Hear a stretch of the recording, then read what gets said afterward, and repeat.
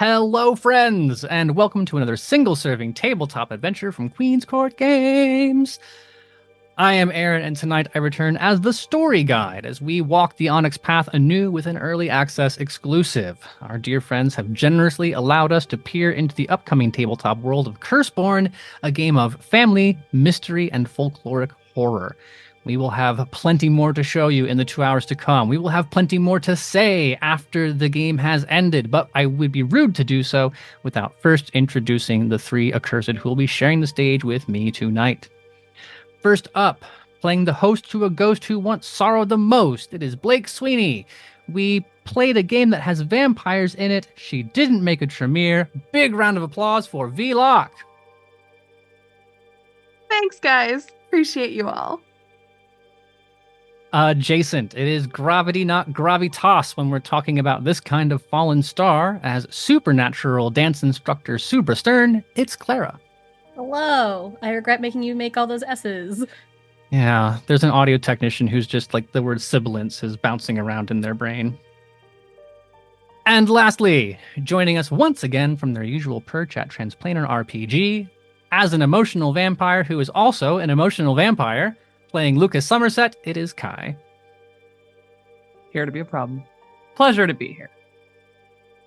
You can find links to their assorted social media accounts by sending !cast in chat, or use !game if you're interested in purchasing a copy of Curseborne for yourself.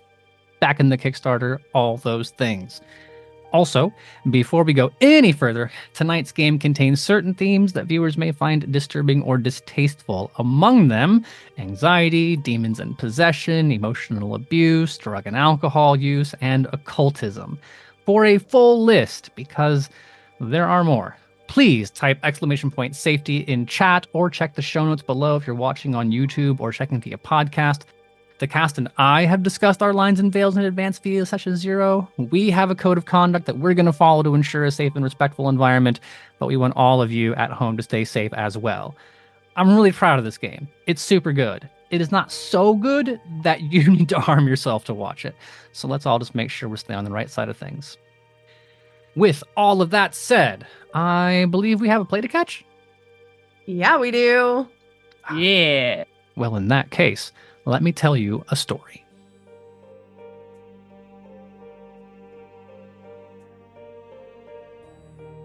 Our story begins in a New England college town, large enough that we're not in the kind of city where everyone knows everyone's names and everyone's parents' names and everyone's grandparents' names, but not so large that an individual can get lost in the teeming masses of humanity as one might in New York or Boston.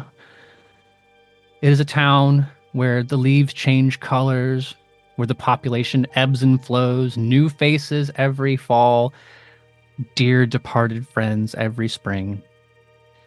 Tonight, though, we are not traveling college campuses, we are not bar hopping, we are not complaining about the party in the frat house down the street, for two very important reasons. One, the three of you are beyond this. Your bodies exist beyond the comprehension of mortals.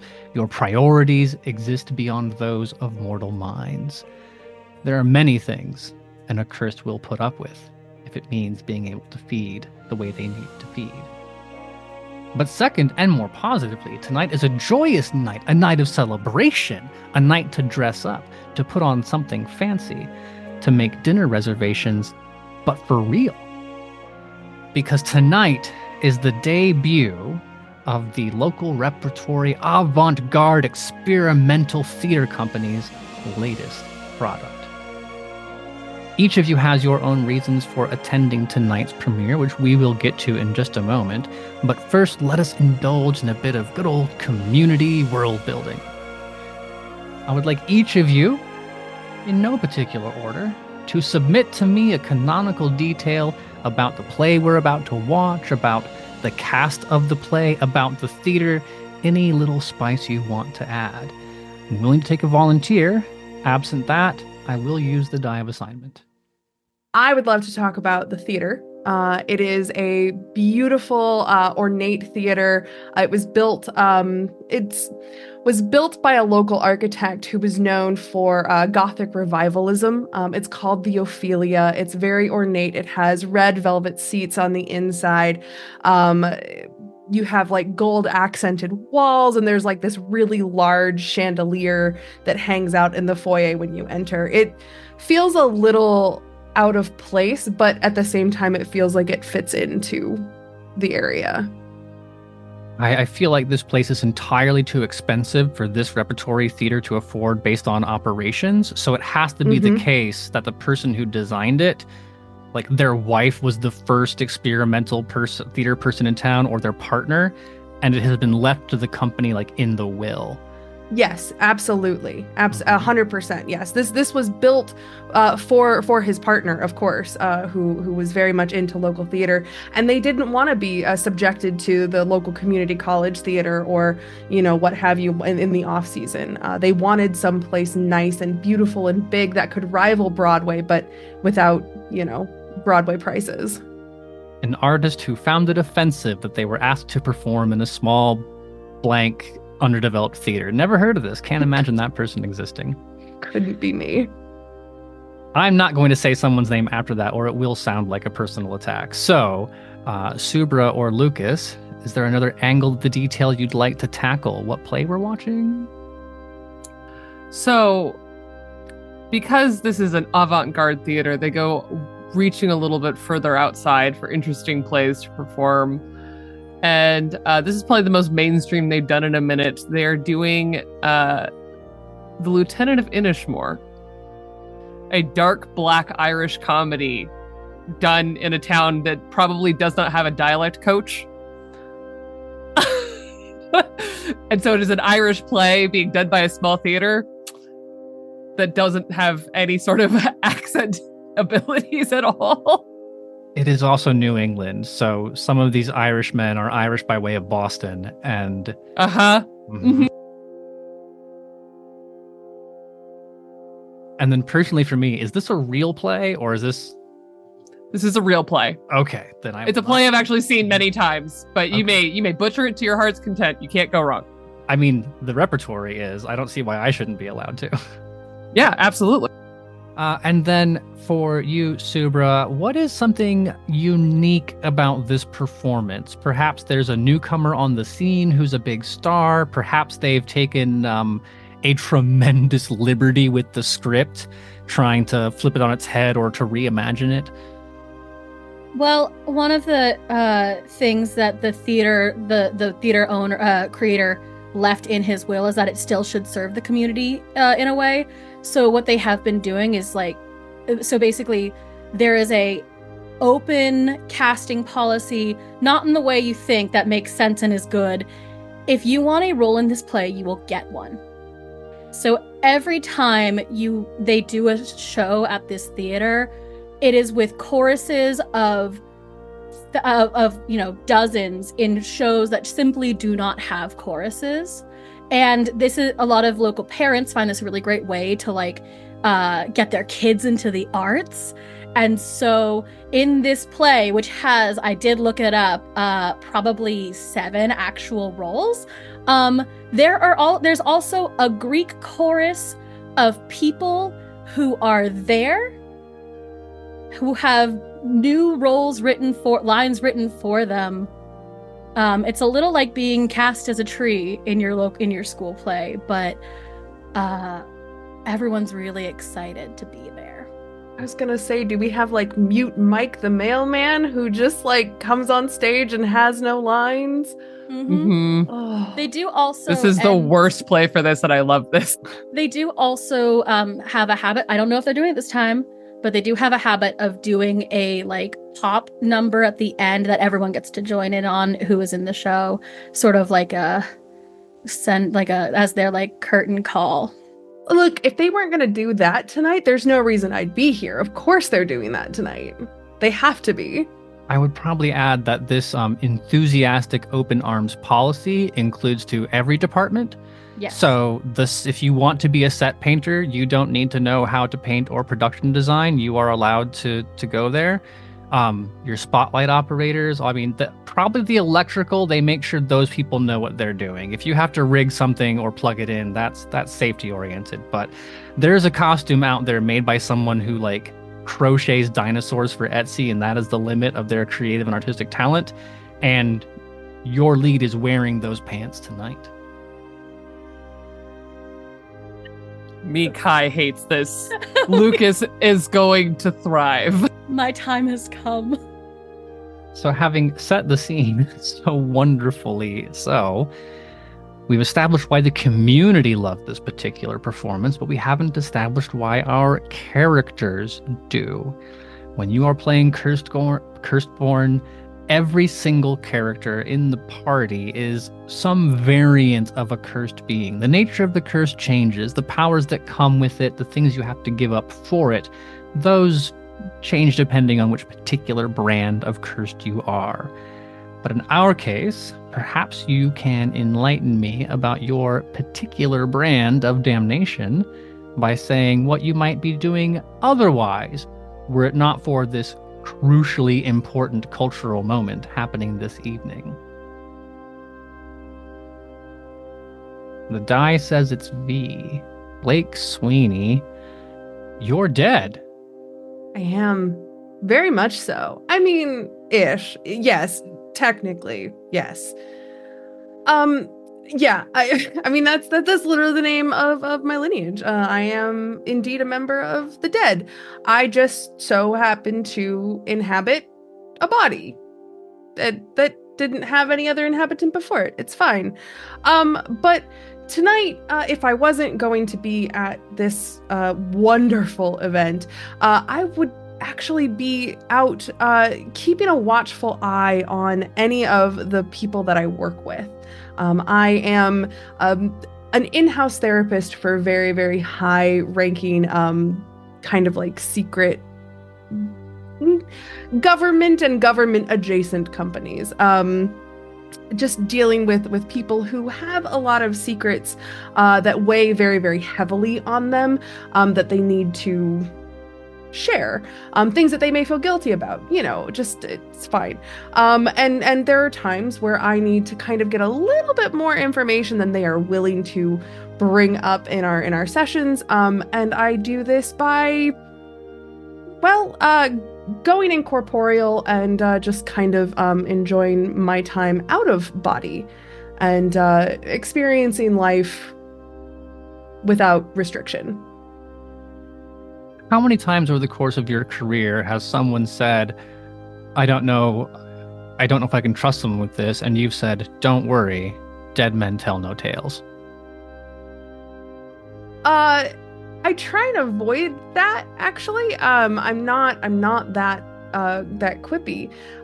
Weirdly, most high-ranking execs in the businesses that I'm in don't find things like that funny.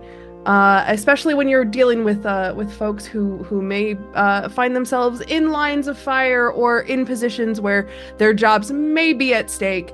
It's not really something. It's kind of like shouting fire at a movie theater or bomb at an airport. You just kind of don't really do it. Well, that's on me. I did not pick up national security. I thought we were going a different direction. And no, you are absolutely correct. And thank you for your restraint. Yeah, absolutely. Well, for our other accursed, the die comes up 4. That means it is Subra.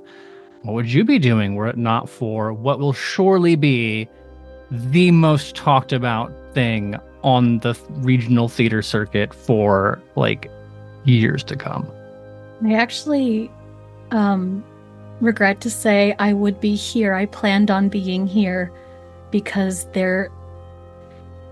one of my students choreographed the show. Again, this is a show that does not usually have dancing. And I just want to support my kids, and I want to support my students, and I do find the whole endeavor incredibly earnest, and for that I have to go. There's something appreciable and honest about that. But beyond supporting your students, I understand the need if you're a parent to go suffer through some kinds of theater. But surely if it were as bad as you think it might be, this could be the one where you're like, no, sorry, I have an out of town thing. What makes you routinely make it? Why are you a season ticket holder as opposed to just a wander on in looky-loo? It's the connection to everyone else. You're for one moment with everyone in the space, enjoying this, having the same experience, and it's the closest I've felt to what they feel. I just want to, even in the strange nuances they make, this feels like unique human culture in a way I want to understand, and I have to keep trying. They are people pretending to be people. You are a not people pretending to be people. There's some value in that. I've been waiting for this answer the whole time. I personally, as the story guide, know a lot about Lucas, but I cannot wait for the audience to find out. What would you rather be doing? Well, rather's the wrong thing. Originally on my calendar tonight was the local book club at the little coffee shop, but because technically there's no leader, it's a book club, but because of course she had to be in it and sort of cast herself in one of the lead roles, the book club's leader, in quotes, we're leaderless, is not available to run the book club. So book club was canceled, which is unfortunate because we were reading some new New York Times best-selling self-help book. But instead, I could have been haunting the squash ball at the gym, or I don't know, there's always some obnoxious person in the park yelling at birds. But I am so excited because I make a point to go see these shows. Maybe not on opening night, but opening night for this one just sounds too delicious to resist.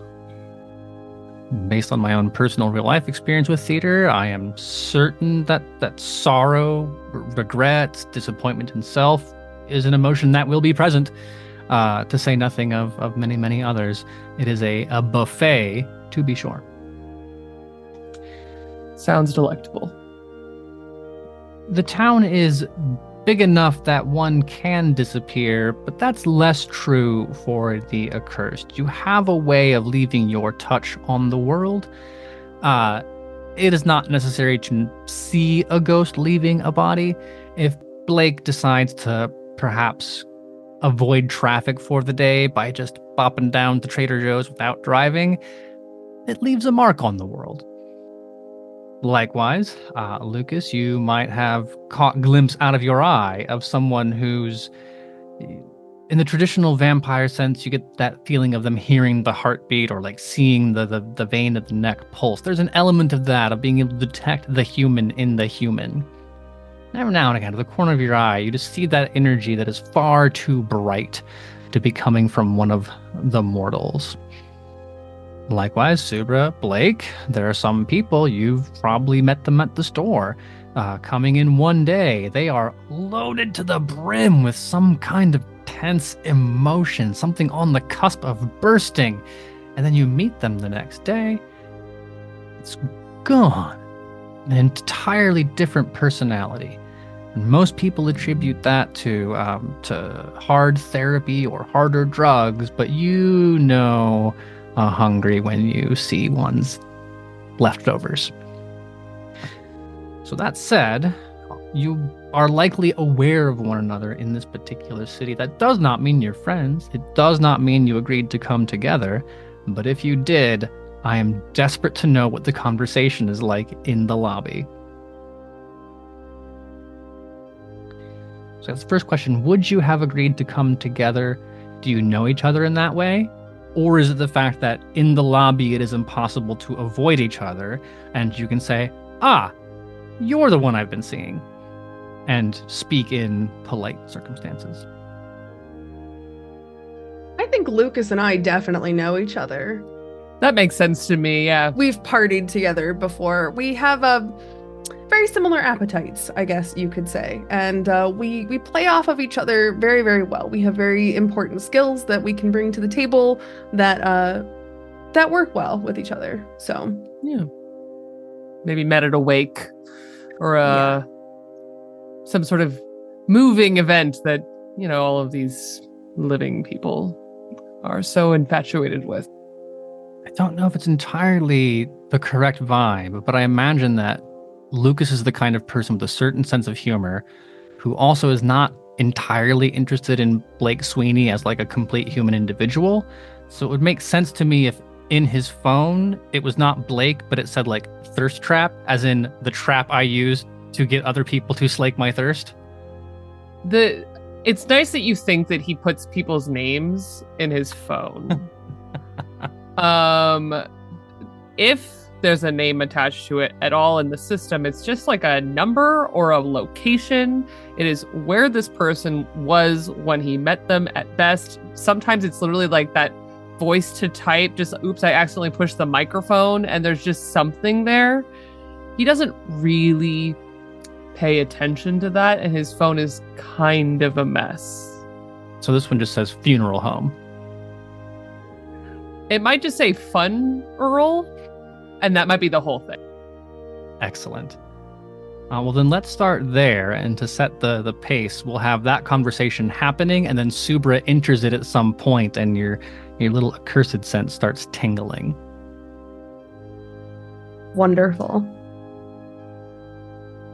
I think, if it's good with you, V, from fully like in the lobby, having set himself up to sit on like one of the very few like benches and stuff that they have clearly in there for like elderly people who actually need to like sit, and there's this like prim and proper college type guy sitting on the bench waiting, and when you come in you just hear, I think, over any other like excited family sounds and like normal sounds that people have in the lobby of a theater, Blake Sweeney, if I live and breathe.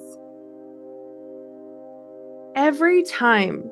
This is not the first time Lucas has greeted me like this. This won't be the last time that Lucas has greeted me like this. And every single time Lucas greets me like this, I just roll my eyes. I strain my eyeballs, rolling them so hard because, oh my God, it was maybe funny the first time, but at this point it's been like 70, 80, 90 times. It's not funny anymore.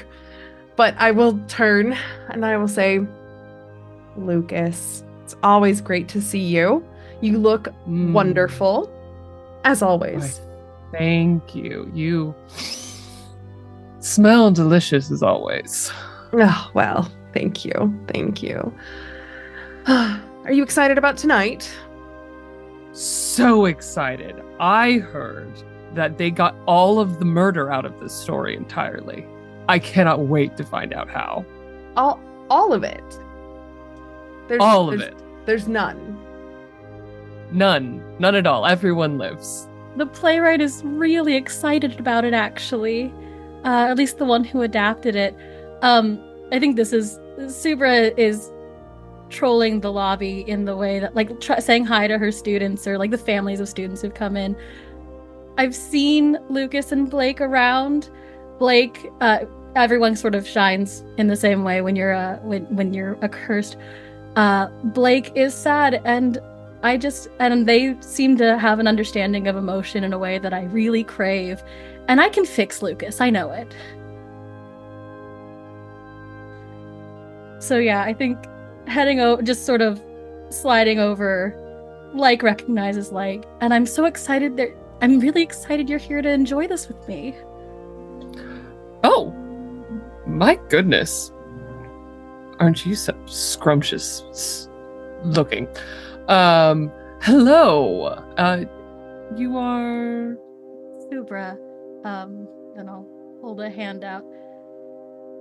You get the limpest, like awkward, like almost fist bump, kind of like a little bit cold palm, like how do and then like a kind of a like loose pinch finger shake. It's not even a real handshake. It's the polar opposite. I will shake for you. This is things people do. I'm imagining a version where someone goes in for like the Victorian era. I will just daintily hold your hand. Yes. And then Subra goes in for the nice to meet you, sport. And that is the what we see. It's the music teacher, 2 hands. I'm so happy you're here. Even more awkward, even better. Mm-hmm. Oh, I'm watching this, and there's a I'm enjoying this because that's not anything that Lucas is ever used to, and Supra has a very unique energy that is lacking in this dynamic otherwise. Not quite bright enough to make up for your respective lack, but giving it a good honest shot. Yeah, I mean, double nothing is still nothing, but I mean, Subra. Yes. Subra. Hello. What are you a spotlight in this show? What's the story here? Oh, no, these are I teach at the local dance academy, and I'm just as the disco ball.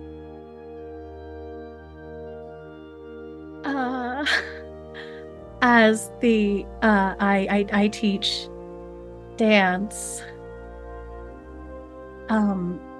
Close enough. A lot of the kids I teach are in the show.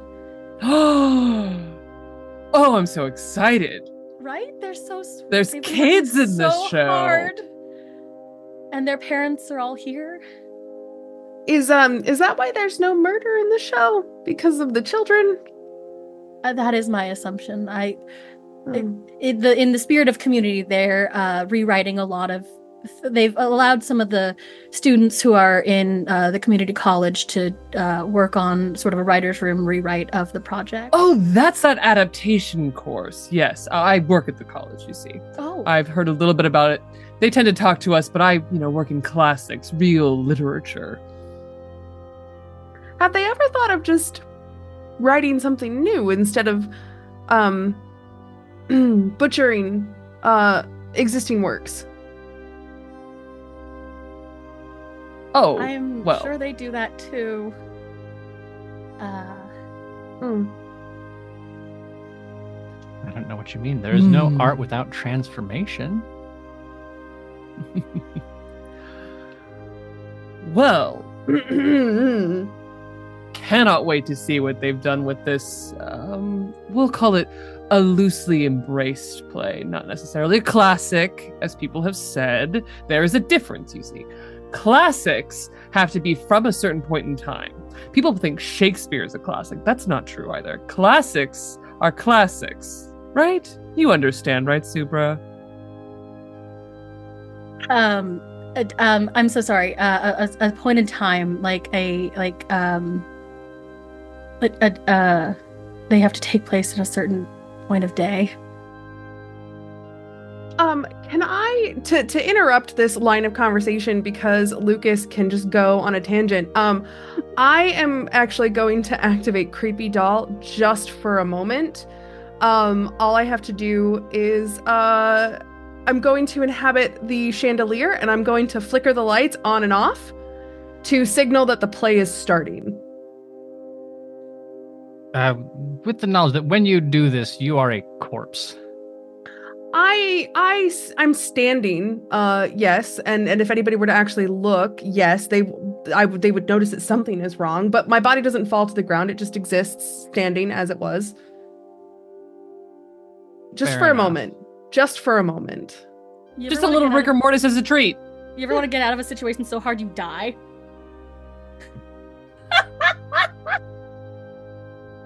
Then we arrive with confusion in the theater. Obviously the ushers are not ready, but the crowd has been programmed, so the light goes, people start to move, they get to the doors are like actually, and then someone with a very beat up like stage manager microphone kit can't really hear because it's an old building and you kind of have to lean around the corner if you want the radio signal to make it. Just trying to figure out what to do, but that's only the left side, whereas the right side, the guy's just like, oh, okay, cool, lights, is letting people in. And so it begins. You're not sitting together, so some of you will be stuck in the one line, some of you will just be powering through for the other. But eventually, the confusion will solve itself. A very exasperated stage manager loses like a year and a half off of their life as the heart rate goes, and they're already at quite severe risk, so I wish them the best. And then the lights inside the theater will dim. The music that does not belong in the original and is performed by a band where anyone is allowed to join begins. There is a delightful beginning timpani roll, as all orchestral songs must begin with a timpani roll, and then a very low woodwind, and then someone's very enthusiastic child rips into a triangle solo on top of it. You can see if you're close enough in the front seats that somebody in the section is like, no, putting the thing down. Eventually, the play begins. Whether or not it is good is how can one even say?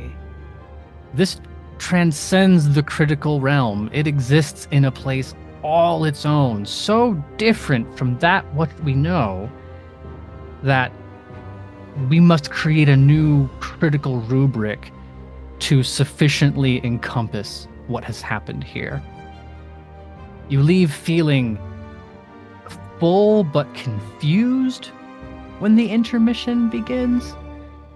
There's not even like a murmur of discussion. There's just people who have... There's a certain feeling you get when you watch Tommy Wiseau's The Room. And it's that vibe in theater being digested by, shall we say, not the most studied or experienced audience.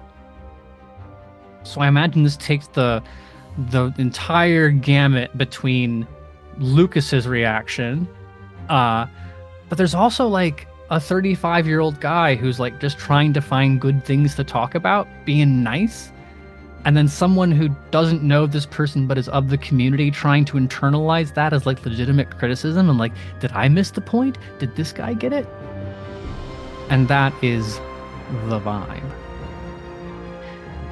But much as this play and its myriad parts are an interesting bit to think about, it is not actually, come tomorrow, what will be the most interesting part of your day.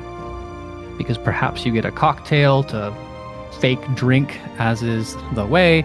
Perhaps you head outside to loiter with the smokers who are obviously pretending to be the most intellectual. That is why they smoke in a college town.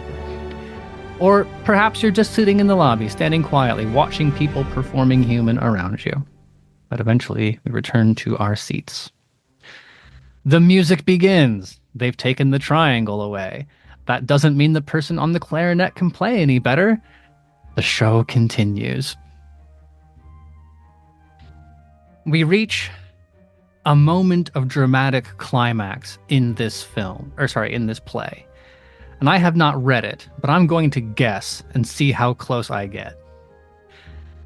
There's a crucial moment where the female lead, who they have gender flipped for this performance, not out of any need for the story, but like just because, why? Let's make it slightly different, is in a battle between doing the thing that the other lead character thinks is the best or charting their own course. Are they going to be a follower or are they going to be a leader? And in the play, this person is supposed to be interrupted by a knock on the door. A child, perhaps their child, the way this has been rewritten. Perhaps it's an insert of the Newsies musical. Who knows? But the door knock sound effect comes over the speaker. And everything's frozen for a moment. Not frozen like out of time and space, but frozen as you see the actor ready to do the next thing. And then there's an awkward moment. Somewhere up in the tech booth, they're like, did the thing break? No, push the button again. The sound effect, knocking, happens again. Nothing. If you peer up and look, you can kind of squint down into the front row, and you can see the stage manager stand up, turn around, look at the back of the theater, up into the booth at the top where there's a technical director or some other person. They're communicating, and then seemingly without their knowledge, the stage curtains begin to swing shut. Not in a malfunctioning way, but just in like a how rapidly can we get these to shut. The lights come half up, but not all the way up. Someone comes over the intercom and says, ladies and gentlemen, I'm sorry, if you could please just keep your seats. There's been an issue with the performance. We're sorting it out, but please, just hold a moment. The voice over the intercom has to speak over Lucas standing and clapping. I bet you are not the only one. I bet there are certain people there who have just gotten like the biggest Brechtian. He took the opportunity to lead the, of course, grand applause for this artistic choice. I don't know that the number of people who join you will meet the moment as you imagine it, but as you remember it, they will have. Oh, I'm brilliant. I know. This proceeds for a good while, actually. It's 20 or 25 minutes before you get any more information. And people want to stand up and leave, and they're saying, no, you have to keep your seats. Now, there's a gimmick for the play, right? But that couldn't possibly go on this long. And we live in a certain millennium, so there aren't that many compelling reasons why they would ask everyone to stay put. There's an issue that is not the kind we need you to evacuate the theater for, but the kind we do need you to stay put for. And as you're doing that math, or maybe not in Lucas's case, who might be this is great. They went for the gag, but now they're going the whole way. That's so brave, right? Smells delicious. It is likely not until you hear sirens outside, not the ambulance or fire kind, and then some uniformed officers appearing in silhouette as the doors finally open. They don't speak to anybody. There's no searching the audience. One pokes a head in, one goes. It'll be 15 minutes more before they let you out. Now, over the course of this, you can't communicate with each other, but if you wanted to bother a neighbor, if you wanted to postulate, or in Lucas, if you wanted to address the audience in its entirety, feel free. What would that look like? I'm going to start making my way, if I can, through the audience, out. I have a center seat. This would be if this was a play anyone wanted to see. This would be an amazing seat. But I'm gonna see if I can make my way to the wings. Like I said, a lot of my kids and one of my students is working the play. Maybe I want to see if I can kind of get towards there and see what's going on. Looking to peer into the pit, or are you trying to peek into the curtains? I want to. There's on either side. There's usually little doors that'll let people go from the house to backstage. Mm-hmm. I'm gonna see if I would like to see if I can get over there, or at least peer in, if not to the pit. Just find someone I might actually know. Yeah, I'm sure you can. I think it will become a role, because at this point you have to convince a stage manager or a stagehand that you are who you say you are. Or if they know who you are, you have to persuade them that it's okay. You just want to check on your students. But in either case, that will probably be persuasion and presence if you're doing it based on, do you know who I am? Or manipulation if you're doing it on I need to check for my students. And if you had students you cared about, you'd understand, right? Yeah. Why didn't I take persuasion? That's just a flat manipulation. That's just my manipulation stat, so that's 4 dice. First roll. Why would you let me make that? Oh, no. What do you mean let? You asked to. I know. I don't know why I did that. I was being brave. So proud of you. That is a single hit. Well, that works out entirely well. You only need one to do the thing. This wasn't an especially difficult bit. Can't purchase any tricks, but there are also no complications to buy off. So you have someone who you've probably seen adjacent in the theater universe. They know who you are. It doesn't take that much pushing to let you go backstage. Rather than have you bounce person to person interrogating them, I assume you find one specific person to either check in with or like your designated gossip mom, right? Yes. Oh, I was gonna go some way. I've gone another way. The student who was the choreographer, her mom is here. She is egg-shaped. Mouse brown hair, clipped up. She takes her job as like stage mom very seriously. She has bullied her way into being like the mom who runs all of the younger kids kids in the theater. She has large plastic framed glasses in red cat's eye and is wearing the widest scarf that she will never hesitate to tell you is from Italy. But the city it's from changes every time I've seen her. I don't have a solid enough understanding of geography to tell her she's wrong. No, but at some point it becomes self-contradictory to remove all doubt. Mm-hmm. I'm also imagining this person holding a clipboard, but it's not a clipboard with like actual stage information on it. Like she's printed out her own spreadsheet that has things she cares about on it. Like it is a plastic build your own binder agenda that she has purchased from the local craft store. And it is mostly her daughter's agenda. Got it. Does she know you as Subra or do you use a different name? Miss Subra, Miss Stern, one of the two.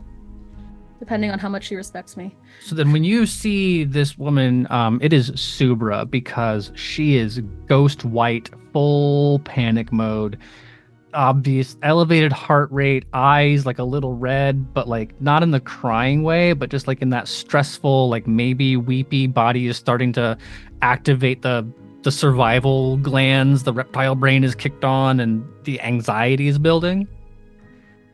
And you see, even as she's holding the clipboard, it's kind of shaking in her hand. So she's physically still doing the stage mom pose. I assume that's the thing.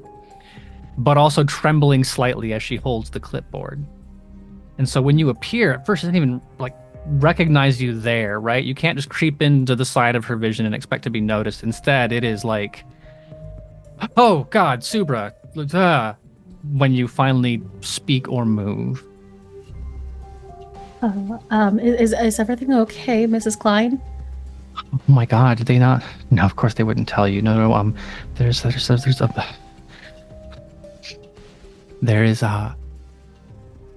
Lucy is missing. Okay. What do you mean missing? I mean, they checked the costume room, they checked the bathrooms, they checked the juice box table, they checked the orchestra pit, they asked the triangle kid, and like no one can find Lucy. Okay, well, sometimes Lucy gets a lot of stage fright and needs to go under the stage in the pit. Did you have anyone check the pit? Yeah, I mean they've checked there. It's been 25 minutes. They're looking outside now. Like are there tracks in the leaves? Were there cars that left? Like we can't find Lucy. Okay. Calm down. Everything is going to be fine. Okay. Oh, okay.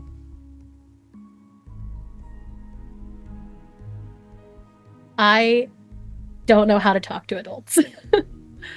To your great credit, I don't imagine this particular person is going to remember the details of this conversation, since that's not how the adrenaline brain works. But there are similar levels of panic being manifested in different ways wherever you look.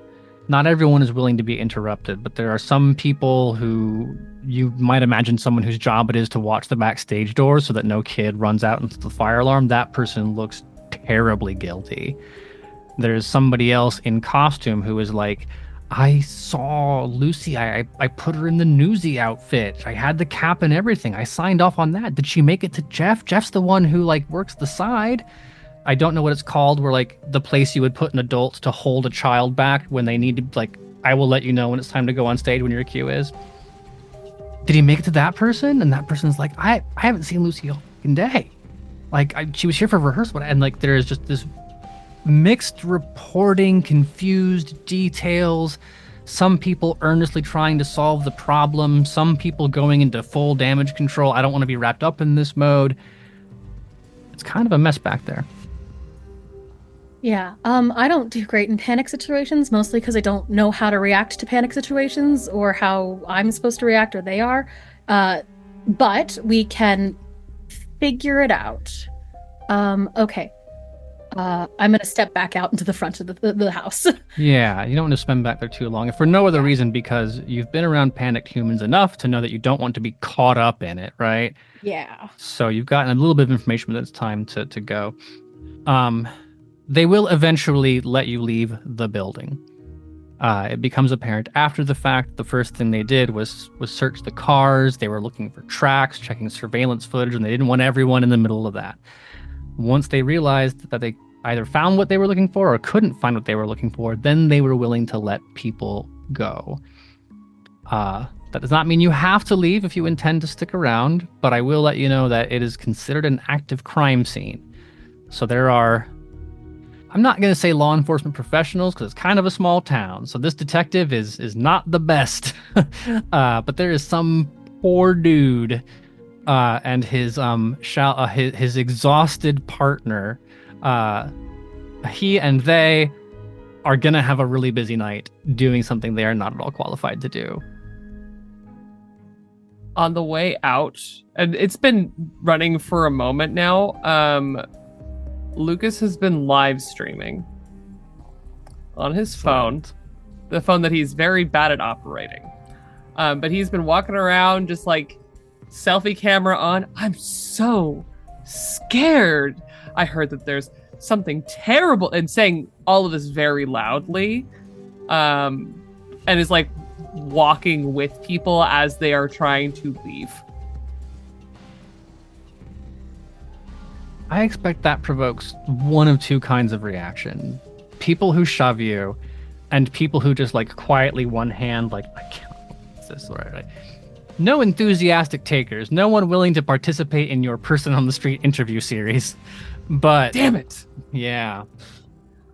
Then I look for the intellectual smoker circle once more, to just go and loiter nearby and continue to loudly talk to my phone. Because you are engaged in this loud activity, I'll ask you to roll for this. Let us call it survival and cunning. Ooh, cunning. Rough. All right.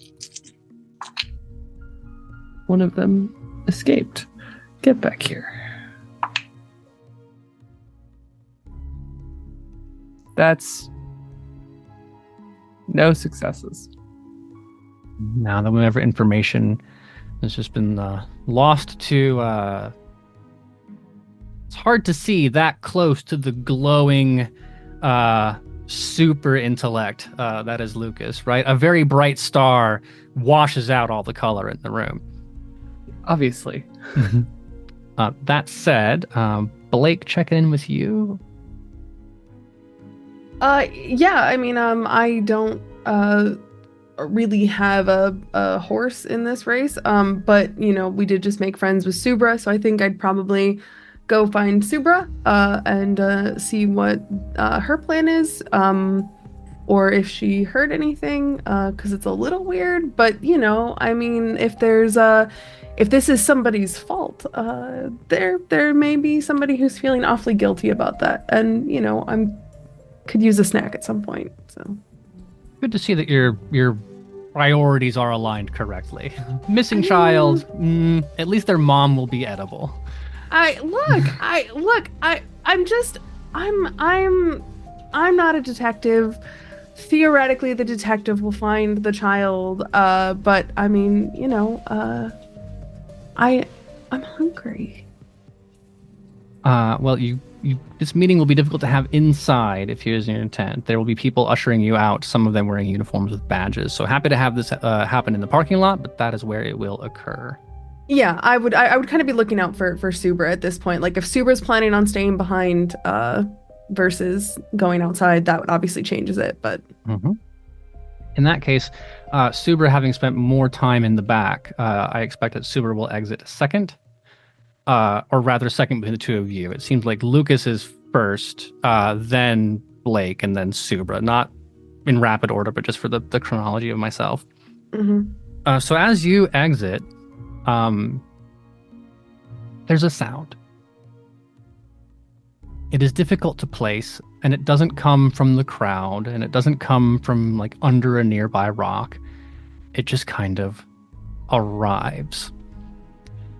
It sounds, in terms of volume and echo, far away, but in terms of like physical proximity to you, very close. And it's quite simple. Just fainter than I'm doing it now, but if I do it too quiet, no one's going to hear it. But a very faint ba-ba-da-ba-ba-ba.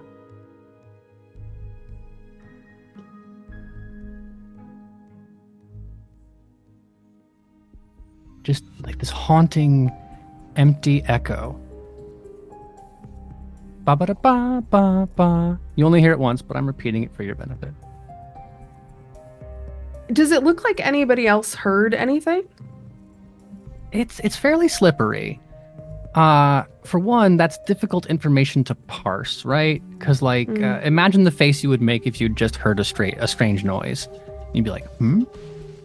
That's also the same face you'd make if someone was like giving you their theory about what had just happened in the theater.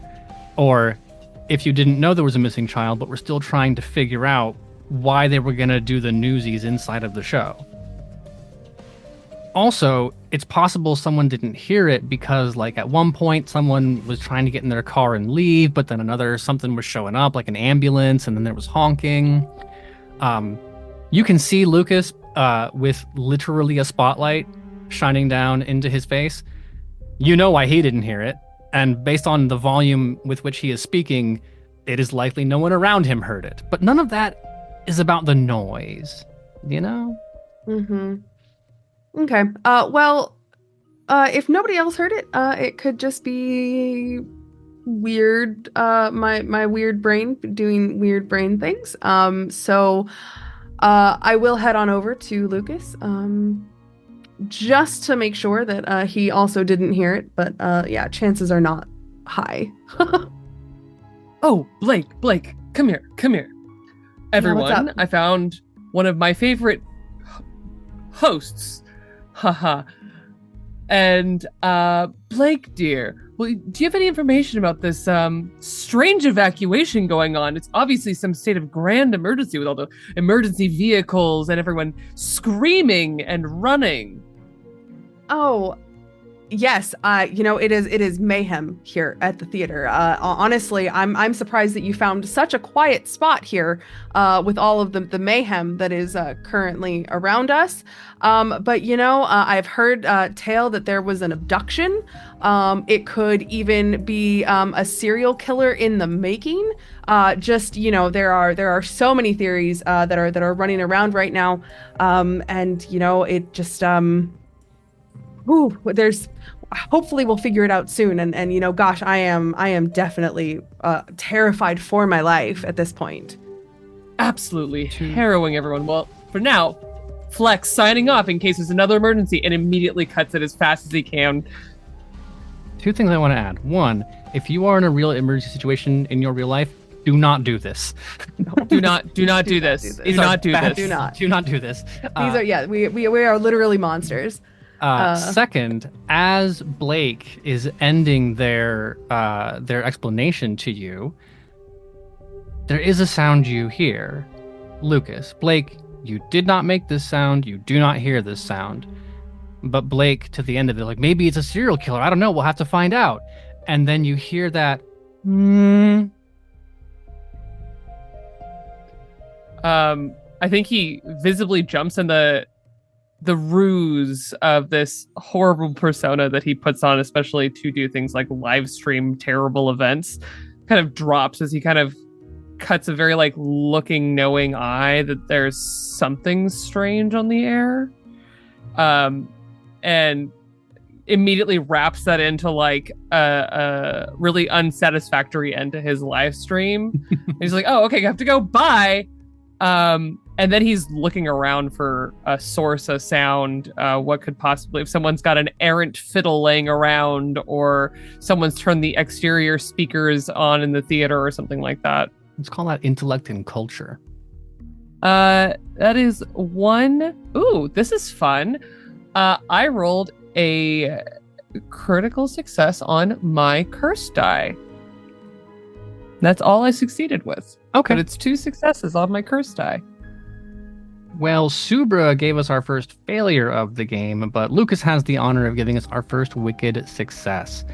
When you roll dice in Curseborne, you have a number of normal, ordinary dice for your pool. We add 2 things together. If you've played any kind of pool-based system game before, you know how that works. But as a cursed, as you indulge in your particular hungers, as you embody the lineage or the family that you belong to, you accumulate curse die that replace the dice in your pool. These can be used to activate powers. Some only require you to have a number of dice in the pool, as Blake's power does. Sometimes you have to spend them. There are lots of ways to use them. But when you roll and only succeed on your curse die, that means things have gotten just a little weirder than they should be. Likewise with failure. We'll wait to explain that until it happens. But for now, Lucas, you get it's special. Just like me. The reason I asked for the culture roll is because this is a very particular kind of noise. You imagined a fiddle. Perhaps it sounds like a Doppler effect. The and there's a definite change in volume and pitch. And the culture piece is because that is a harmony. It is the specific sound that a specific kind of college a cappella group ends their jokes, their songs, their statements with. It is peak barbershop quartet as performed by a legacy admission to Yale. And you get that, not because you recognized it through culture, but because when you reach out to grab that memory and think about it, it's like grabbing a lightning bolt that exists in the cosmos around us. You haven't reached into the space and grabbed a shooting star that's passing by. You've like accidentally gripped the curtain too hard and pulled something else with it. So you hear that sound in its entirety, in its fullness, in its truest form.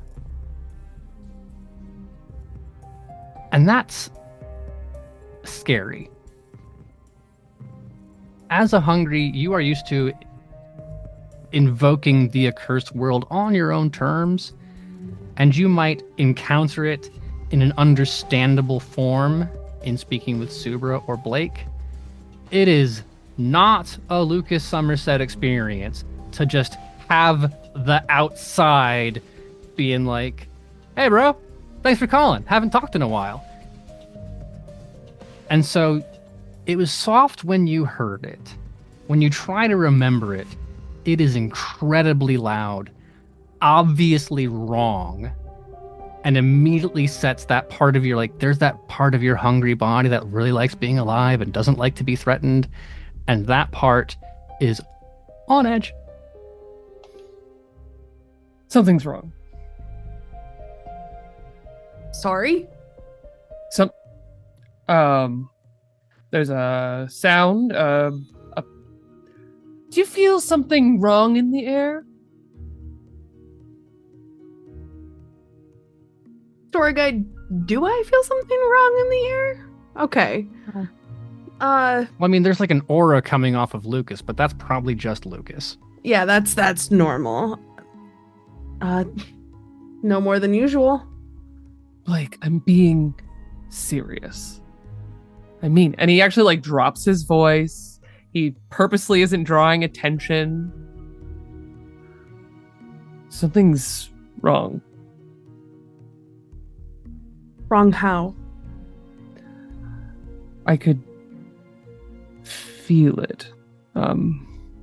You know when, this is maybe a bit in poor taste, when someone steps over your grave, or, the knowledge that someone around the corner maybe has an affinity for silver or anything like that.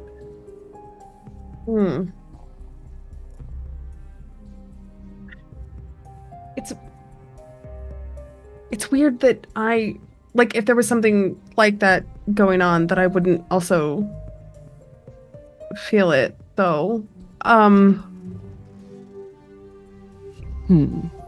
We'll let you two chew on that for a moment, because we did leave Subra behind.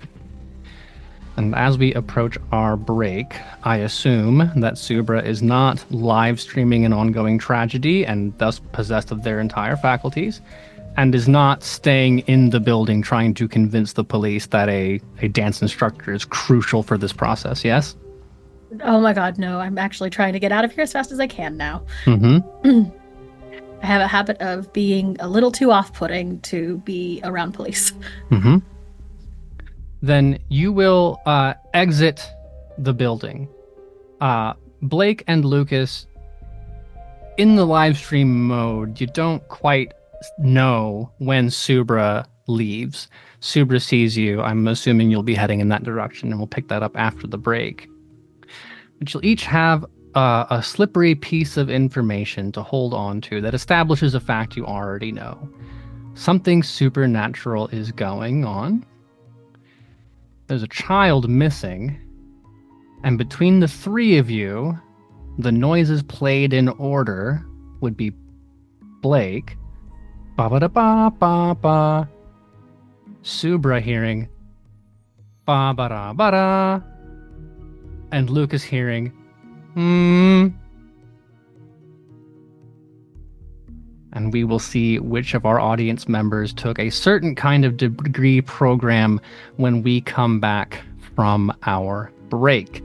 For now, this is the first half of Curseborne. Stand up, stretch, do not live stream tragedies, and also be curious about people who are being incredibly rigid in theater lobbies. Don't go anywhere. We'll be right back. Welcome back, viewers, and welcome back, Accursed. We've had an opportunity to take our little break and discuss some potential avenues out of the venue. There we go. That's why I make the no bucks. As we continue our investigation in Curseborne.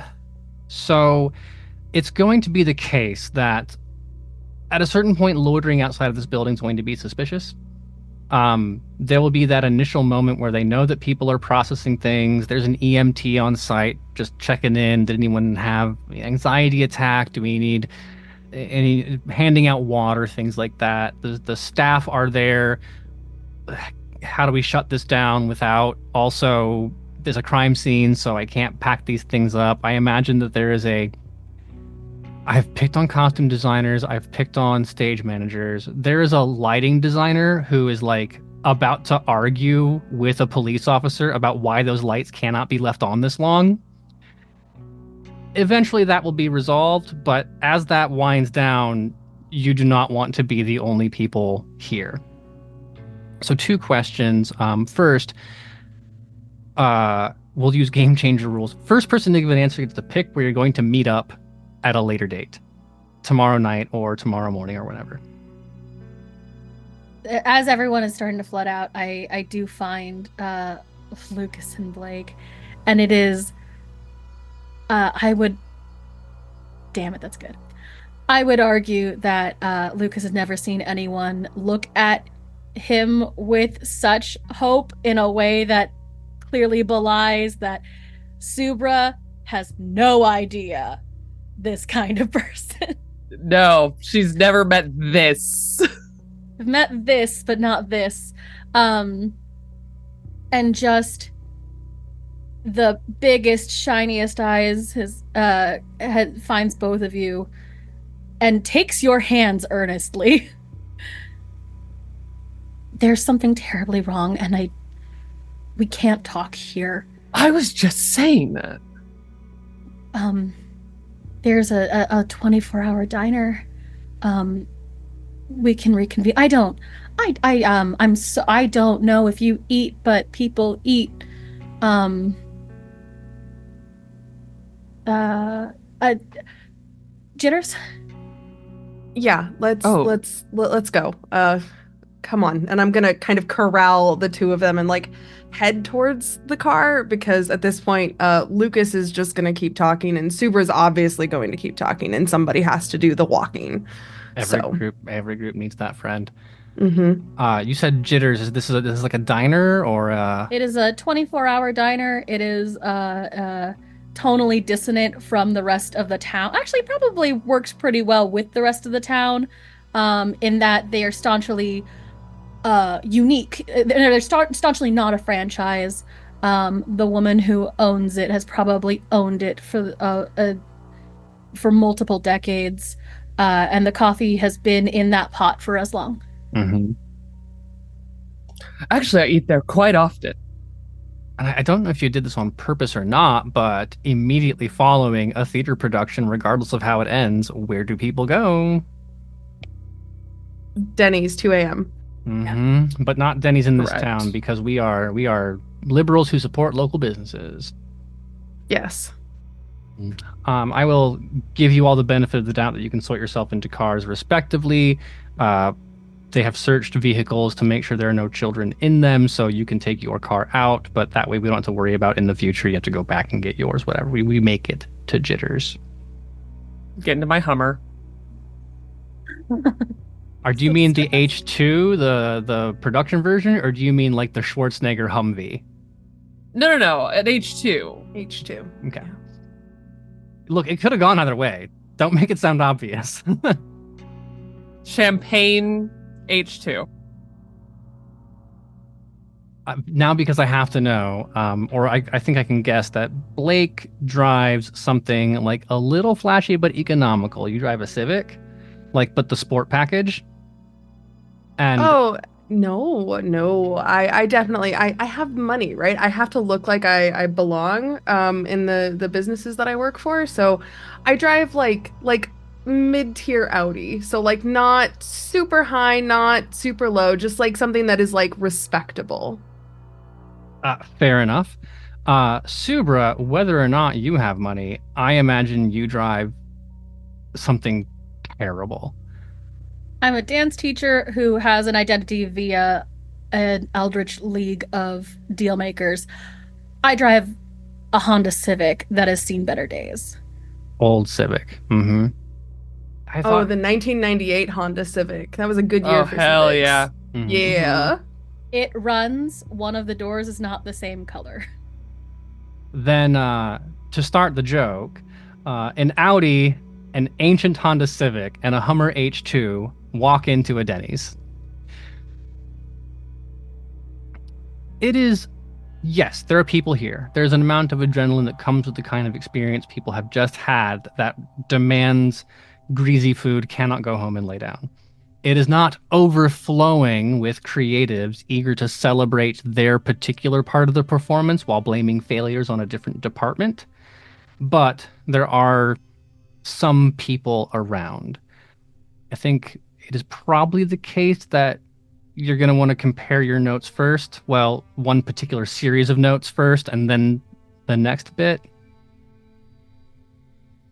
So let's begin there. You've ordered your coffee or your two sunny side up, whatever the combination is, and then conversation. Um, one of the one of the kids is missing from the play, and no good explanation as to where. Just mid-play. Yes. That is why it is an emergency. I guess it's an emergency after as well. Well, I mean, yeah, obviously, she checked in because you wouldn't have started the play if she wasn't there to begin with. Did you happen to get a look at any of the dressing rooms or like any place that she It, might have it been? they have looked everywhere. It is safe to say that they would not call the police if she was not missing. I'm more concerned about the fact that there seems to be something else in the space, or So, rather, what did you feel, hear, smell, shine on? I feel like you're making fun of me. Um, Here? Yes, here. Music. Just any music, like la la la la la. Um, mu Music from the outsider kind of ener um music from not here, but music that was composed here. Oh my goodness, so did I. Did we hear the same thing? Well, mine was just kind of a single section, a chord, if you will, a harmony of notes. That's not what mine was, and I hum mine out too. Wait a minute, do that again, Blake. Fine, and I'll do it again a little bit louder, kind of annoyed, just a twinge of annoyance at the back end. Can I pause to ask, scale from 1 to 10, how tone deaf is Blake? Because I trust Luke's ability to put together, but I want to know how bad it sounds when you do it. It's a little flat. It's probably about a 4. Music is not my strong suit at all. So just a little flat. And I assume that Subra at some point after hearing this would say, "Oh, would it be more like this?" and then correct the pitch. But that's neither here nor there. Got it. Yeah. Thank you. Yeah. And then second verse, same as the first, a little bit louder and not as bad, actually. Doesn't that sound familiar to any of you? Only in the fact, only in its not here nature. Okay, but the music itself, the other part is bad, bad. I don't know if you know this, but some others of my kind are a little distasteful, and I can't help but feel like maybe there's something bad happening that I don't really want to get involved with. But the music, that I can kind of understand. Something bad is happening, and right to the human child person. Yes. Yes. And they're not equipped to handle this. Well, okay, so if it is our thought then that whatever happened to this small human has something, child, has to do with us, or, those like us, then we probably shouldn't leave it to mortals to figure out. Story guide. Would this feel like an outcast thing? Would I be able to notice this? There are certain elements of it that are in the outcast neighborhood, but it's not something you can chase too far without running into a problem. It's outcasty in the way that it evokes that outsidedness, that you're aware of liminal spaces that touch just a little too close to the beyond. You all are. The outcasts avoid them for different reasons than others, but it's a thing. You are also aware of the ways in which others hunt. So Blake could say, like, no, like a dead would definitely do something like this to terrify a bunch of people. Likewise, Lucas, you could think of a reason that a hungry would act this way. More likely, each of you can find a way to pin it on the other. because to the degree you are attached to your lineage on a personal matter, there's still that me and my brother against my family, me and my family against my village kind of vibe. I think it would manifest with Subra first being like, yeah, it's probably outcasty, but it's definitely more hungry. And that conversation could play out.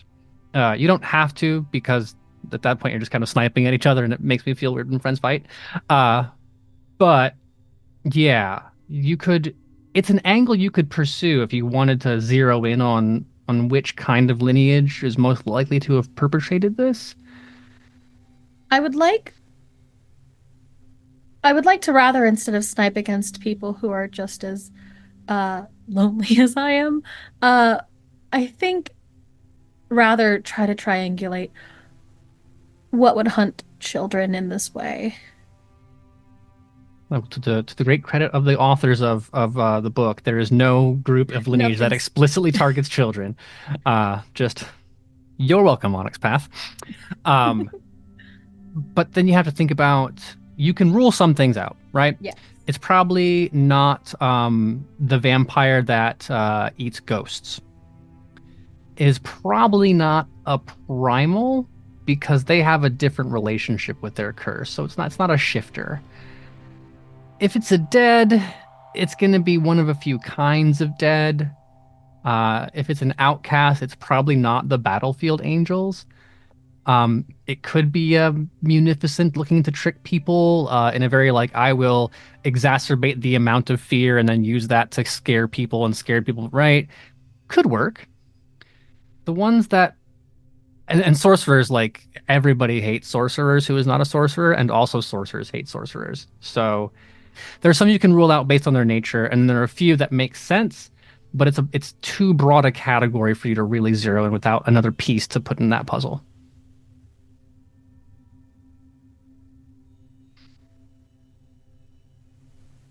I can probably get us back in the theater when they're all gone. Yeah, we don't need to go back now. I think this whole time Lucas has been rearranging the music, because even though Kai fully understands this, Lucas, this is not necessarily his wheelhouse. He just happens to know random things. He's trying to put together what the music means. He's like, yes, the small human also needs help, but why this? What are the notes? I also think that like this particular musical is beneath Lucas, right? It's, Yeah. So he listens. He goes home and listens to like obscure European composers. if you want to do that puzzle, you could do intellect and enigmas if you wanted to go at it. Yeah. You could also Subra and Blake, if you want to get this information in character specifically, that's fine. It is not so important that I'm also just not willing to tell you, because it feels a little silly making like Kai and Clara especially roll to recognize the Music Man.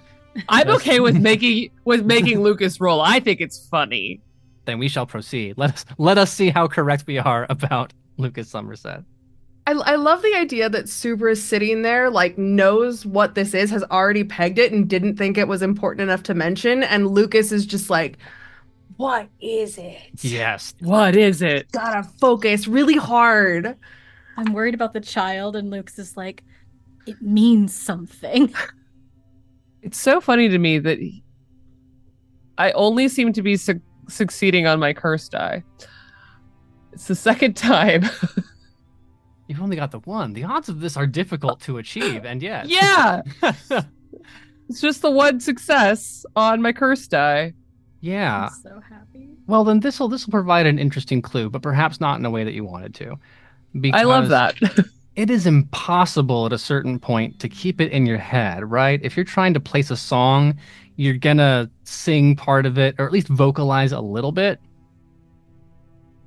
And this time, the first time that you heard it and you thought it and it was bounced on your brain, that was fine. But now you have vocalized it. You have brought it into the world. And Just not important, except for like a bit of flavor. Do you do it in the correct order? I think eventually he does. He does them in every order, Mm-hmm. maybe way too many times. But then eventually, yeah, it's like, no, it's got to be this one, and actually, da da da da da da da da. And then you hit that barbershop quartone on the end. And as you finish that, there is like a millisecond beat, and then the glass in the corner of your booth spider webs cracked. Not shattering, not dangerous, but imagine like a small pebble has hit it, and then there's just this big cracking. He sits up rail straight. And then people all over the restaurant are just like,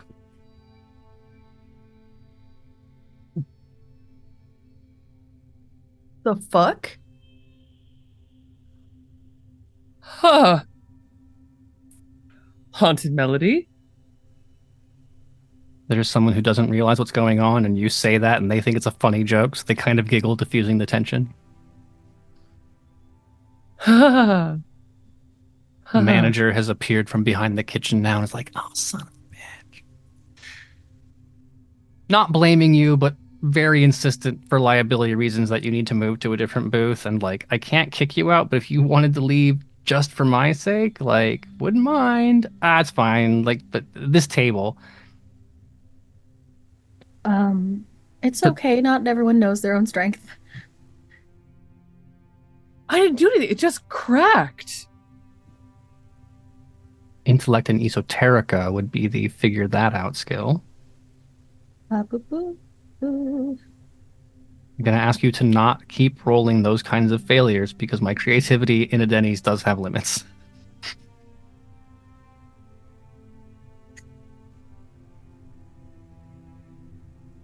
Okay. Um, 2 hits. Awesome. In the investigation sense, there's not a lot of tricks that you can spend. So the easiest way for you to resolve that is to get the answer and then also gain 1 momentum. Awesome. Yeah, asking question tricks, it doesn't make sense for you to like roll this on to another target, right? And in fact, it's quite simple, right? You said the magic words and the thing happened. These words, this thing has powered as part of an incantation, and through a combination, weirdly, of correctness and also ignorance, I think the hubris being the glue that make that particular sandwich come together, Lucas essentially said the magic words. And didn't say it correctly, obviously, didn't have the full incantation or something, but got close enough in some kind of ritualistic performance of, like, I know we've been avoiding the S word, but supernaturalism, that part of what that energy is supposed to do worked.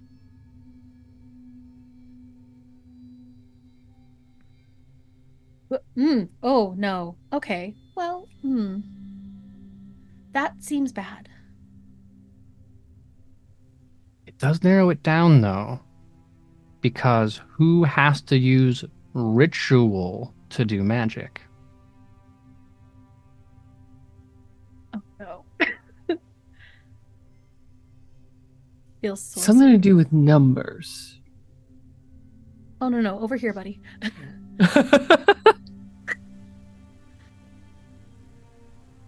Oh, dear. It feels sorceress? Like magical numbers. No. Like a spell. Like a spell. Oh, or whispering. Well, we don't. Yes, a spell is possible.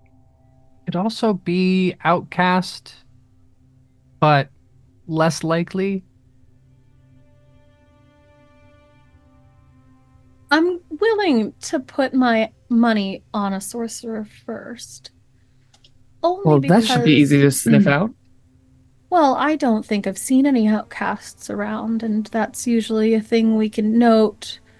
And also, sometimes other people like to come by and say hi and not rub it in my face. That would be a mean thing to do. This gives us the answer to what, but not who or why. Well, if we think that we're looking for a sorcerer, I think, and he looks around this diner at all of the miserable, confused, unhappy people that might be here. I wonder if anyone's seen anyone casting any spells. You see, I know a thing or two about books, and those people tend to cross over with my interest. I can't imagine a sorcerer would just take a random child. Perhaps the parents have seen something, somebody that shouldn't be where they've been lately. A weird pair of eyes. Just eyes. That I Yes, can. Lucas, just eyes. Not a body, just eyes floating in the void. I can talk to the parents. Okay, yes, that's a great idea. I think talking to them is probably good. I'm sure the cops are talking to them right now, so maybe want to wait, but Oh, yeah, that. And maybe also, as I talked to one of the stage mom, like the chaperones. She didn't see anything, but maybe Lucy's parents did. Yeah. Or someone, you haven't made a full survey of the cast and crew, we'll say. Yeah. Yeah. Well, that's 2 angles to pursue. There are 3 accursed sitting here. Is there something else we can think of? You have a ritual. You mentioned you need a specific child. That might be something to tug on, but then why would you need a specific child in a way that connects with something else you already know? We know there's some kind of spell ritual thing going on. Who's doing it, and why do they need this kid? Could it be any kid? Is it this kid? But in pursuing that, it seems to me like we have one idea to go back to the scene of the crime, and we can bring our ecto detector kits euphemistically and see what is around. EMF reader was the thing I was looking for, but I got lost in Ghostbusters for a second. There's also the social angle of asking, hey, has there been anyone around unusual? You can ask that question of the parents. You could also ask that question of other accursed. Maybe there's a new person running around the region. And then lastly, yeah, this ritual element. Are there rituals that are musical in nature, or does it at least attach to some other form of magic? Who might know that? Those are 3 areas that we can touch upon.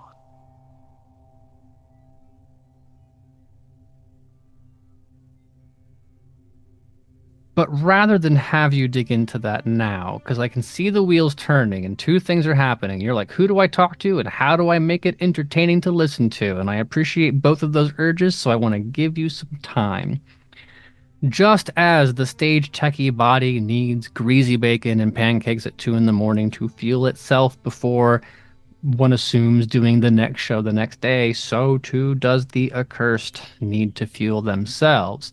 And if it is a sorcerer, if this is a capital S supernatural situation, you probably don't want to run in with just the basic amount of access to the things that make you good. That's fine for dealing with mortals. They don't know what hit them. But probably not the best to go in just willy-nilly with the bare minimum, which means you will want to find a way to stock up, euphemistically. So we've had the meeting, we've established the clues, and I feel like you all kind of have that same look. It's a little gauche to discuss. I'm going to go find a lonely person and consume their humanity for my benefit out loud. But there's a you all know, you all know. There's also something kind of deeply private about it, which is why I'm going to make you explain it to me for the benefit of others. So let us begin there. We know that we're going to continue the investigation, but in the time we have remaining, we're considering this the closing shot of our first episode as the the unlikely found family story. This family hates each other. Goes off to their own businesses. What does that scene look like? It can be immediately after now. It can be immediately before arriving together. We'll say at the theater.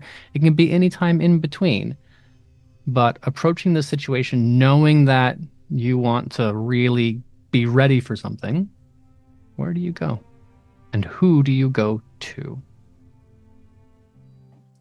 Well, Lucas has been kind of never giving up the hunt this entire time. He came to this theater production to meet someone who was probably standing outside smoking, who's had a notepad out off and on throughout the production, someone who's paying attention, who maybe actually knows what the play is supposed to be about at all, and would love to strike up a conversation and make this person regret ever starting it. Clarifying question. Do you find someone you know you can upset?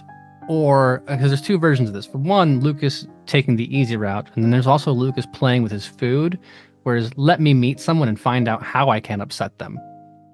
Yeah, I think that the goal tonight was to try something new. You know, it's a new show. It's maybe a new crowd, or at least a different version of the same crowd. So when he was out hanging out with the smokers and talking loudly, he was also looking to see who was listening, who was purposely avoiding looking at what he was doing or listening or responding, and like holding back some commentary of like, hey, maybe shut the hell up. He's looking for that person. And remind the audience what your particular feeding preference is. Lucas prefers, as he feeds on any emotion, to upset and devour the frustrations of intellectuals. Not hard to find piles of those in a college town, some of which genuinely enjoy this kind of theater, or some who were pulled there by people who genuinely enjoy it that they would like to date. In either case, some number of them are smokers. I imagine this one smoking clove cigarettes because that somehow makes it worse. Yep. And now we have a ride. We can all picture this person in our heads. Waiting for an Uber outside Jitters. No need to drive. It's a college town, but it's late and there might be a serial killer, according to a local expert on the news. We want to play it safe. So you see this person separated from their friend circle, and thus, I imagine the theory goes, from the network of restraint. It's one thing to pick a fight in front of your friends and your partner or the person you are courting. It is quite another thing to just lash out at a dude in a Denny's parking lot. Well, and Lucas is many things, but he's not stupid when he hunts. He loves upsetting people. He loves upsetting people in front of other people, but also he wants to come again, eat the same food sometimes. You know, sometimes you really like that particular meal. So in this case, I think he slyly offers, instead of them getting a, paid Uber ride, well, I have my car right here, and we were talking briefly back at the theater, so why don't I just give you a lift? The town's not that big. There's a combination of the simplicity of it. There's probably also, because you are a regular attendee, an adjacency, that they might know you specifically, but they know you communally. And whether or not this theater has broken stairs, I'm sure they all have missing stairs, I believe is the theory that we're using here. Intellectual dude by himself. What does he have to worry about? Yeah. So it's that right balance of I am not enough at risk and I am exhausted enough to not want to wait for someone to come from the other side of town that will put this person in your car. Guessing. Also, there's something deeply disarming about a guy in a misbuttoned Hawaiian shirt wearing flip-flops asking if you want to ride in his Hummer. The flip-flops I did not know, but do really tie the whole image together. Mm-hmm. Yeah. The intent to be to not only isolate them, but also capture audience, huh? Yeah, and so it's on the drive. I'm doing something nice for him. He should be grateful. And so as the conversation goes from, well, what do you think about the original intention of the play versus the adaptation and all of that stuff? And it becomes more and more about, well, I think that they were making incredibly intelligent choices by adding music and removing this death. And doing it without blood and glitter instead is actually a brilliant and inspired choice. And they should have been doing this on the off-Broadway production as well. And not being afraid to throw in, well, I'm a classicist. So, of course, when you talk about the perspective of the Bacchanalian sort of view of theater, and really just laying it on as thick as humanly possible and making this man probably fully loathe talking to Lucas, he's doing something nice. So it's like adding seasoning of how this poor victim of this man just wanted to ride home. And then what is the form the feed takes? The hungry do have to consume. For some, it's fairly straightforward. They can drink the blood. They can eat the heart. But when you're trying to get an emotion out of someone, that's a little different. How does that manifest visually? Or how do you imagine that looking for Lucas? There's a certain threshold. He is drawn to what he thinks smells good. And it's just like an ambient displeasure. People just kind of unhappy. Like he loves people having to wait in long lines. That sort of thing. Just an ambient feeling. But when people begin to get heightened, I mean, technically it's any heightened, but his favorite is when people are frustrated, angry. He can see it kind of come off of them in waves. And I think usually he looks very unassuming. He's just kind of a bland looking guy with a slightly receding hairline on somewhat like dirty blonde hair. He's just a really normal looking guy. But once he can see that, his eyes just flash this red, and the very few vampiric features just kind of creep out as he just inhales that like almost mist, this miasma of rage. And you cannot consume without actually removing it. So I imagine for the victim, there's this cliff of emotional drop that comes immediately after that. You've gotten this guy worked up enough that like face turning red, like fist under the jaw as he's arguing with you. And then eventually you just say the one line that makes him snap, and it's like hand comes down, and then it's like both hands on the glove box, like, look. And the cannon is loaded, the range is dialed in, and it is time to pull the little string and make it go boom. And you just absorb all of that. And without responding, the argument isn't necessary anymore. Without like the emptiness from having all of that emotion exit, the emptiness of the abrupt end. There's no denouement here. It is just a cliff. There's a hollowness to that emotional experience that you can just see. And it's not pale in that you've been drained of blood, and it's not pale as in scared. It's just eyes that don't know where to look, a slightly confused thought train, a body where the adrenal system is saying one thing, but the brain is saying another, and trying to power cycle the electromeat machinery until these experiences make sense. And I think right as the silence is almost too long is when the really loud hummer stops at the destination. Excellent. And then he just gets out and turns to look at you. And this is the part where he's supposed to say thank you, but like, what is gratitude? Where does that emotion live? I'm not entirely sure right now. So it's just a confused look back at you, and then turning and slowly, not drunkenly, not wobbly, but unsteady in themselves as they make it to their residence. And that incomplete argument that was cut short by the feeding almost reflects back on Lucas as there's this hollowness where part of his humanity remembers what gratitude looks like. But this is how he encounters most people. He doesn't actually know what gratitude looks like anymore. That is dark.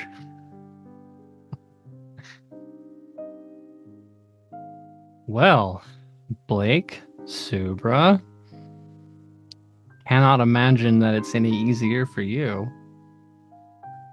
Well, it's a little easier for me because unlike Lucas, who has to eat whatever it is that he eats, I just have to try out a new body. Life is boring if you never change your hair or your clothes or, your nails or your, anything. Like this is why people wear makeup, and this is why people get their hair done and dye their hair crazy colors, right? But as a shade, I am uniquely equipped to be able to just change bodies when I want to, with a couple caveats. Obviously, being that they can't already, I can't possess somebody that's already got a soul in it. Very important, right? one. Yeah. I mean, as far as they go, sure. So, it's very fortunate that I have made friends with somebody who works at the local morgue. Don't think too hard about it. What's this person's name? This person is Andre Thompson. That is fair enough, and I'm about to ask a question that I really do not want to commit to recording, but am required to. You don't have a ton of options in terms of people who have recently died in this town, but you do have some options. So which model are we joyriding tonight? So that's kind of the fun part about my torment, is that sometimes it's not up to me. It's kind of whichever is in the vicinity. Because typically what happens is we hop down into the morgue and we place our current body somewhere safe. And then when we exit that body, it's kind of whichever body has the biggest pull at the that's time. My question. Where do we Yeah. So I have a list of pre-made ones, so I'm going to roll a d10 because I think it's more fun that way.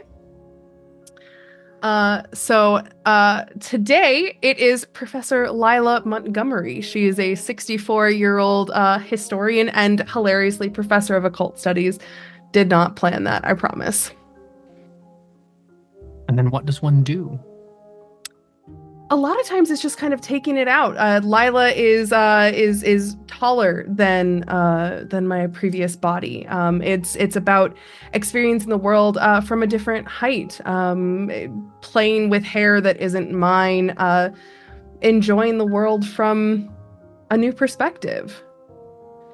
Okay. I feel like all of these things different. There's still...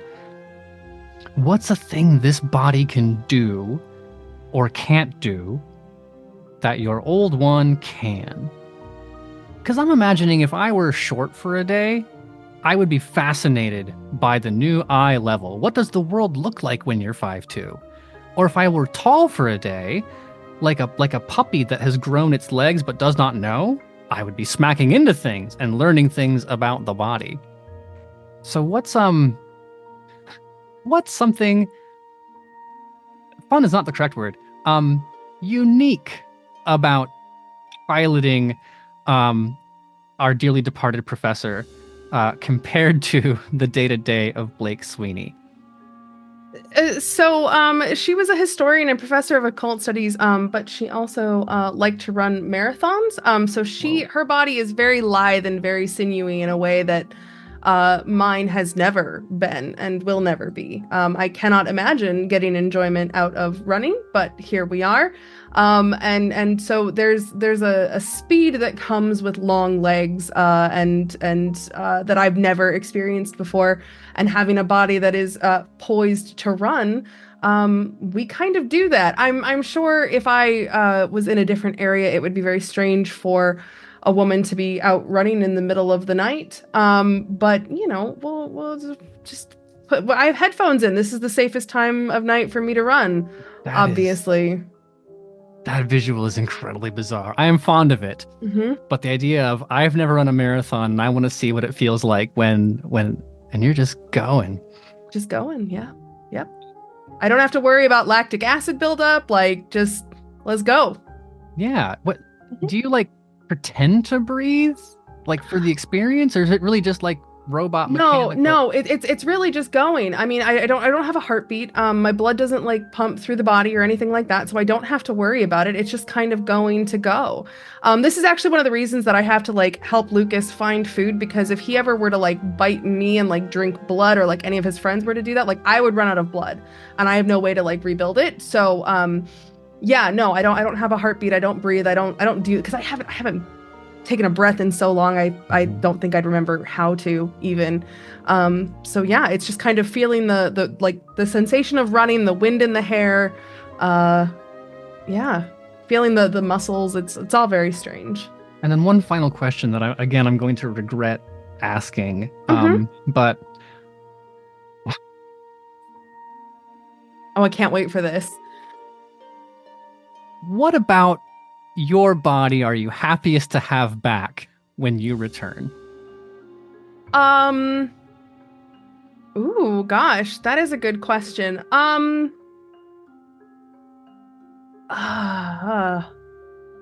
my God, wow, this took me by surprise. I was not prepared for this.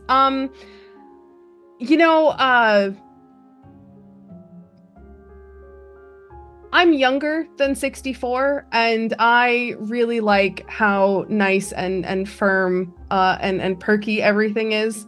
Obviously, we talked about her being sinewy, and like there's an amount of form that comes with having musculature and being sinewy.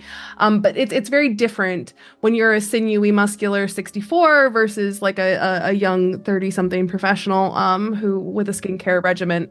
Gravity is unkind. Yeah, it is. It's kind of a bitch. Yeah. Then this is a wonderful shot. I imagine in the television version that Kai is driving, having this argument, and as like a nod to the audience, you just see, she cannot be nude. I know the body in the morgue is nude, and you didn't bring body clothes, but we're not going there. So, a 64-year-old marathoner just like powering down like an automaton, powering down the sidewalk, just goes past in like the parallax of the shot. Yeah. Someone's a go-getter. Yeah, but I don't think either Kai, you're Kai. I don't think either Lucas or the victim even noticed, because you are reaching the crescendo of your argument, and it's just for the we're yelling. And then finally, before we depart, Subra, you also don't feed in that specific way. So, what's on the agenda? Are you ready to be real sad? Honestly, I'll take that over what I am currently experiencing. No, like brackets positive, but Subra waits till I'll wait till the other two leave, and take drive home. But then I take the chance to walk to the shelter, because shelters have very specific rules on how like you can stay. So unfortunately, outside of them, when they cannot take people, there are just a lot of people milling about. And every once in a while, there are people who want something that I can offer them. And sometimes they will take me up on that. And it doesn't go well. For who? They already know. For who? So yeah, there's there's a gentleman who is sitting separate from the rest of the folk out there, and his name is, I almost said Andre again. But yes, there's a man sitting outside, and his name is Jay. Mm-hmm. And we made a deal a while back so that he could have financial success. And we didn't discuss how to keep that. And so he won a lot of money, and then he lost a lot of money, and it only cost him his connection with his loved ones at the time he won it. Mm-hmm. So a meteoric, no pun intended, rise, and just as bad of a loss when it all went away. Thinking about a broader universe and where people like Subra and accursed like Subra exist, and I start to understand why the aphorism, what the good Lord giveth, the good Lord taketh away. It's because the Lord, in this case, is an outcast, fey-like, mercurial creature of contracts and lies. I didn't lie. We don't lie. And yeah, that is what separates you from the bad ones. I cannot help him more. He doesn't want to take my help anymore. But sometimes he lets me sit and talk with him. He knows enough of what I am and what I can do that he feels that he can be honest. I like to think of him as a friend. And I don't love being out at night. Not because I'm worried for my safety or anything like that, but outcasts say that we live in a panopticon because the archons above us, the ones who are from where we're from, are always watching. And it feels so real right now. Because I can look up and see every other star making fun of me. What are you hoping to gain in speaking to this man? We've already tried one way of him achieving what he wants, and now I just sort of keep trying to put him on the path of construction. It's very easy when we don't have much to wallow. And so I just want to sit with him, and without being what I am, make his life better. So there is a common theme that the three accursed have stumbled into.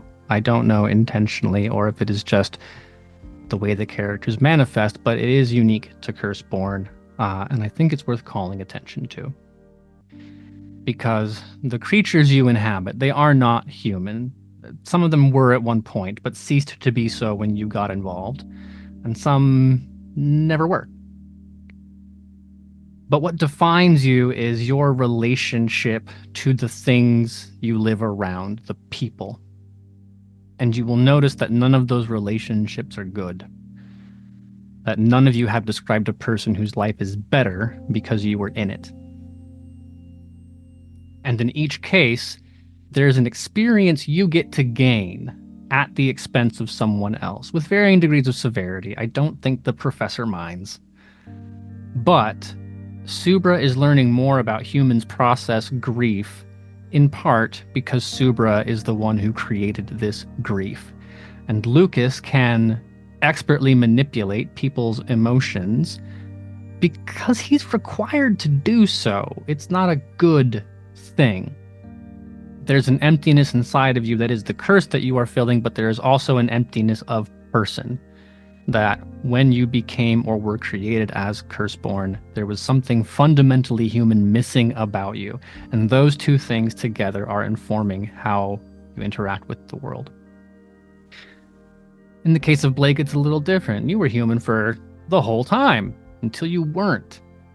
But in literally detaching from your human body, you are also detached from the value of something else. This professor is not someone's grandmother to you. It is a toy. It is a suit you can put on. It is an item of clothing you can wear in front of the mirror and be like, nah, not for me, and put back on the shelf. So the motivation to gain that power, that I understand. And I think you understand too. But it's that second element that you found by accident that I want you to think about as you play your characters, and that I want our audience to think about as they consider Curseborne coming soon. Because that is, in fact, the end of our session. Wow, that went in 3 directions I did not expect. Wild the things I have had to visualize in my head in the last 20 minutes. But that has been a journey I am happy to go on, and I'm happy to go on it with the following 3 persons in reverse starting order. They have come all the way to New England College Town from Transplanar RPG. Same amount of emotional energy, very different application from what I have seen of your oeuvre. But as the hungry Lucas Somerset, it is Kai. Kai, a week from now, we will let people see more of you, but if they have the desperate urge to binge Kai content right now, where do they go?